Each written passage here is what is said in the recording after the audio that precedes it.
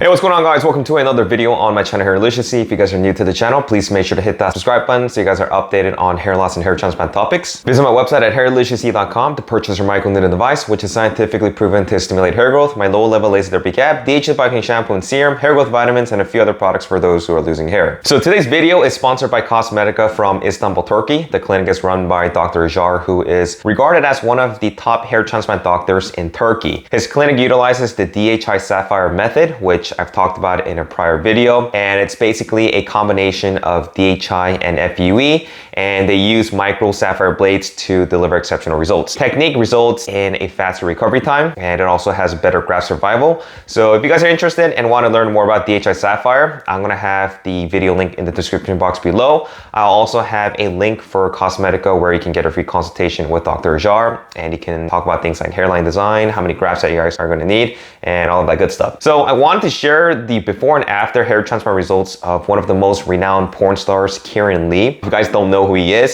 is a British porn actor, and he works for the well-known porn companies Brazzers. You guys probably have ran into him. Some of his videos on, like Pornhub or some other website. And according to Wikipedia, he's appeared in over 1,500 videos for Brazzers as of May 2020, more than any other performer. And as of 2017, he's performed in over 3,500 porn videos. He's been pretty busy in the industry, and basically he went from playing soccer in his early days to playing with girls while getting paid to do so. So I guess things worked out for him, and it usually works out well in the porn industry when you have a big penis. And the thing about the porn industry is that nothing really matters as far as your aesthetics or your appearance. You can basically just be the ugliest guy in the world, but as long as you have a big penis that works and you can memorize a few scripts, they are going to cast you. We have porn stars like Ron Jeremy, who happened to be only blessed in one department, and yet he was still able to become this iconic figure in the porn industry, at least before all the allegations that took over. But as far as Kieran was concerned, I guess like most men, he was balding and he wanted to do something about it, and his solution was to get a hair transplant.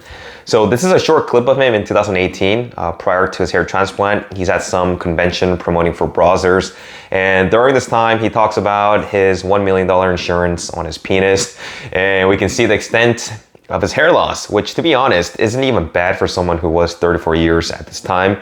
He's looking well under a Norwood 2, more like a Norwood 1.5. And most of his hair loss, at least from what I can see, is situated on his temples, and he looks to have really good, thick density. And most people would just love to be in his shoes because he probably has better hair than most 34-year-olds. He also has a decent amount of beard hair. So in the event that he runs out of his, donor hair, he can always resort to his beard hair. In 2019, he decided to go to Cosmedica in Turkey to get a consultation with Dr. Acar to get his first hair transplant. He initially went to see Mike Smith, who operates one of the UK's leading hair transplant consultancies called Get More Hair, which they actually work directly with Dr. Acar at Cosmedica. And they basically serve as a personal guide in helping every step of the way of the hair transplant process. So from some of the photos that we see here right before his procedure, we can better visualize a more distinct Norwood 2 pattern hair loss with temple miniaturization. Nothing severe at this point. He still has that island portion that's intact on the front portion of his hairline. And the new hairline design would close off his temples, add in density, and give him a more adolescent natural hairline.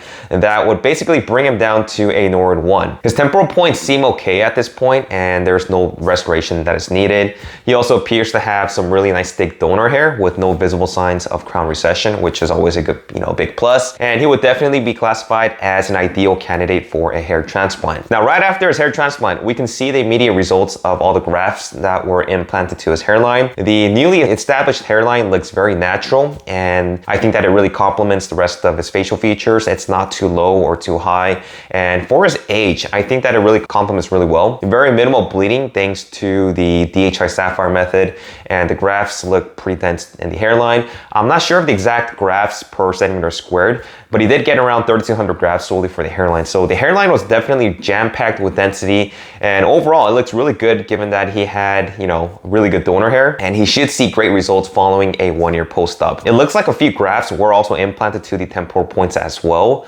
And the donor zone, after all of the extractions were done, looked pretty good and clean. As we zoom in closer of the donor zone, we can see that the punch sizes were relatively small and the grafts were also strategically extracted with minimal bleeding. His donor area should heal up really nicely, and once he grows in his hair, nobody should be able to see any scars on the back of his scalp. He'd probably even get by, you know, by buzzing his hair down using like a #1 clipper without having any visible scarring in the back.